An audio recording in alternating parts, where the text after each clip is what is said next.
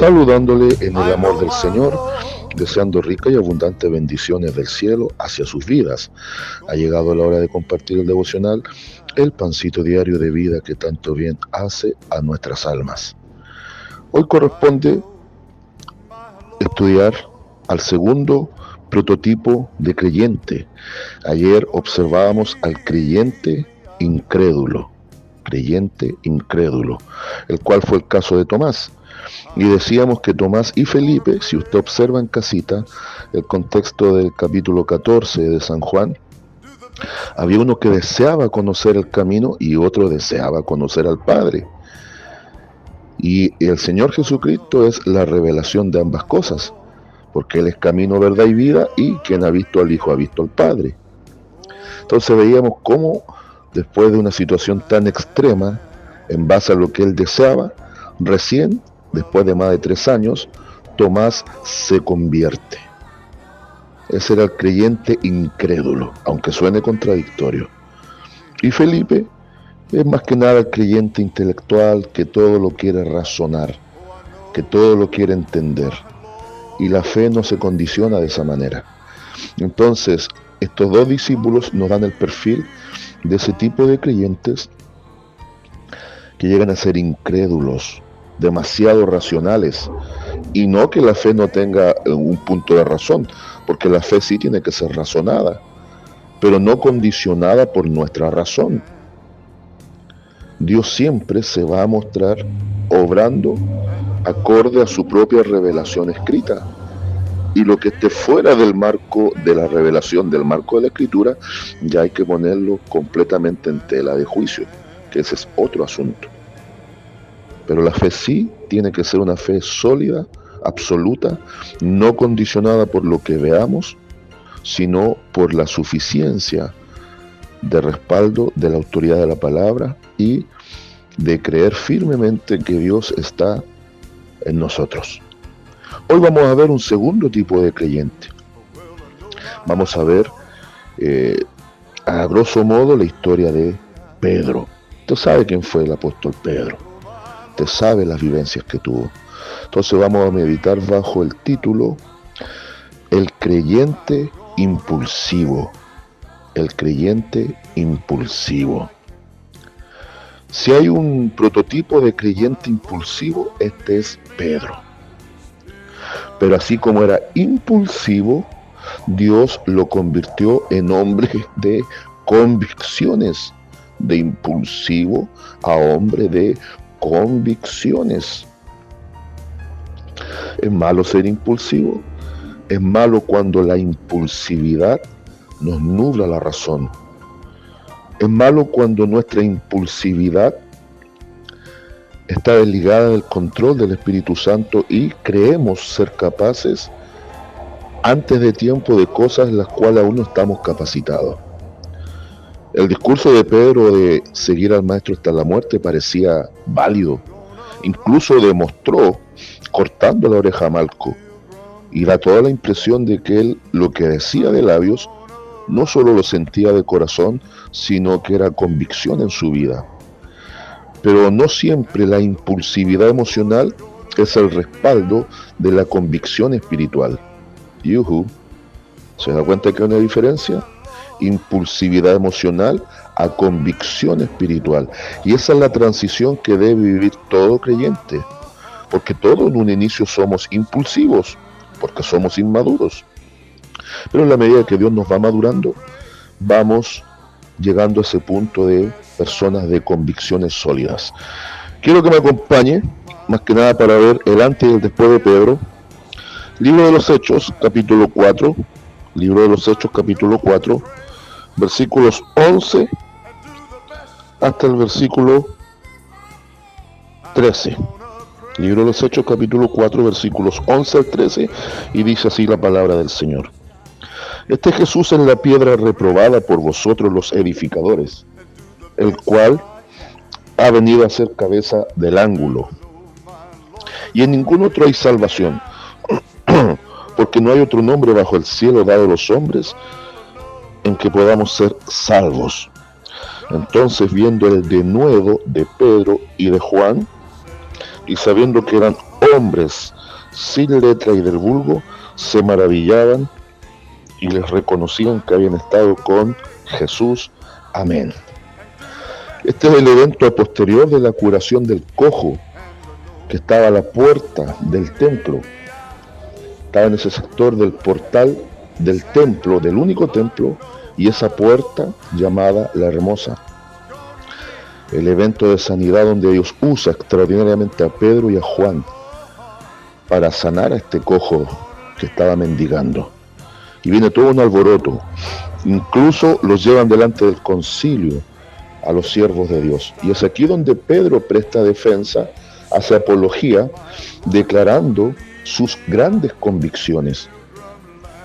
Ahora, aquí hay algo bien llamativo. Esto de que eran hombres sin letras y del vulgo no significa que eran ignorantes, porque entienda por favor, todo judío de niño es llevado al estudio de la Torá. Es como que nosotros a nuestro hijo lo llevemos a un estudio serio y sistemático, es decir, constante y ordenado de la Biblia. Eso es lo que pasa con el judío. Tampoco pensemos que era gente sin oficio, porque eran pescadores. Tenían entonces una educación, podríamos decir, bíblica, más que básica. Pero lo que se refiere aquí al texto es que ellos no pertenecían a escuelas rabínicas. Es como decir, ellos no estudiaron en institutos teológicos, pero que no significa que no tuvieran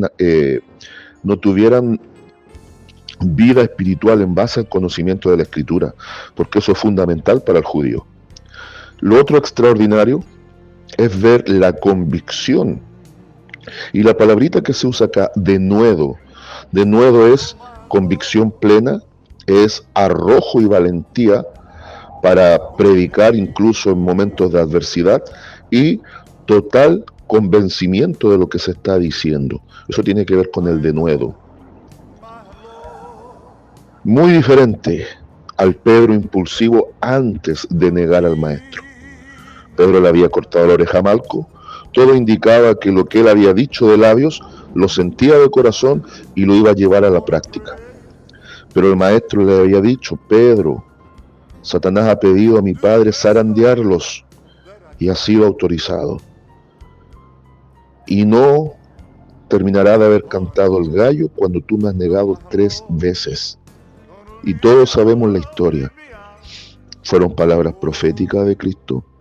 Pedro negó a su maestro por 3 veces y en un arrepentimiento en amargura extrema, Pedro se dolió de haber negado al maestro.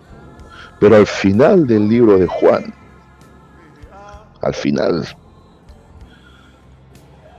vemos cómo el Señor Jesucristo a su discípulo que estaba llamado al apostolado, que le había negado 3 veces, ahora lo lleva a que reconfirme su amor 3 veces.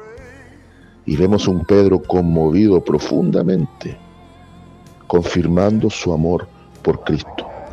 Y aquí vino el punto de inflexión, el punto de cambio. Aquí vino.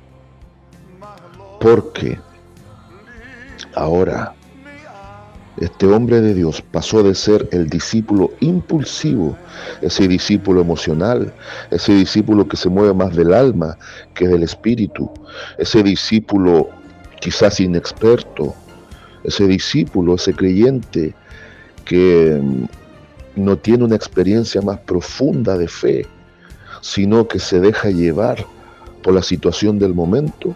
Ahora era transformado en un discípulo, en un creyente de convicciones sólidas, cuyo fundamento iba a ser inamovible. Después viene el evento del aposento alto y el descenso del Espíritu Santo, comenzando el capítulo 2 del libro de los Hechos, y vemos ahora al hombre de Dios transformado.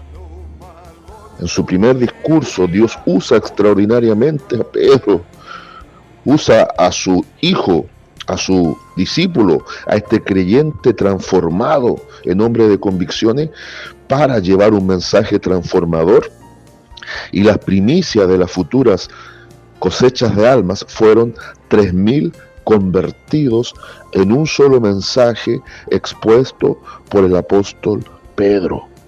Y vemos cómo comienza Dios a glorificarse a través de los discípulos, los creyentes, que ahora eran hombres y mujeres de convicciones sólidas. Y en el evento acá de Hechos capítulo 4, Pedro dice algo contundente. Pone a Cristo como la piedra angular, la piedra fundamental. Es un lenguaje aplicable al contexto judío, de donde muchas veces había una piedra fundamental, que era la base para la construcción de un edificio, y había una piedra que era la piedra angular, que era el punto referencial para dar la cuadratura a ese edificio. Y compara de esta forma lo dicho en los Salmos, lo presenta él para hablar de estos fariseos, estos religiosos que rechazaron a Cristo. Pero Cristo viene siendo el fundamento de la fe y el que le da sentido a nuestra fe. Por eso es piedra fundamental y piedra del ángulo. Él da las directrices, Él direcciona nuestro camino y en Él nos fundamentamos para vivir una vida cristiana correcta.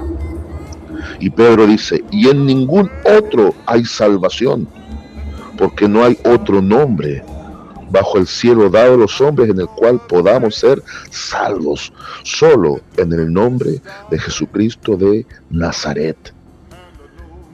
¿Se da cuenta la diferencia? El impulsivo al hombre de convicciones. ¿En qué nivel está usted, mi amado hermano, mi amada hermana?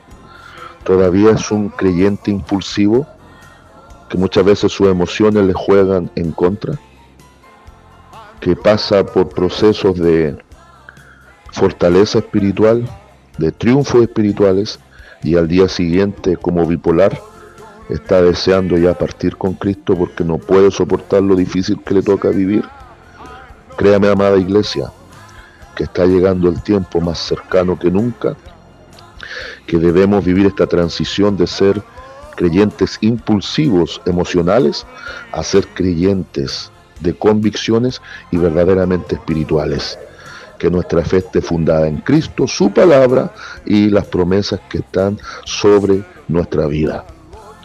Eso ha sido conclusión, ahí mismo está el consejo y ahora viene consigna y lema para el día de hoy.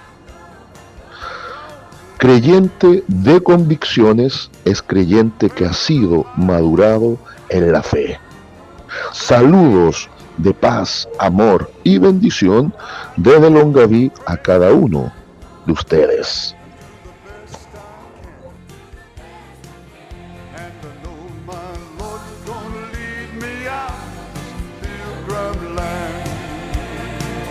And I know my Lord's gonna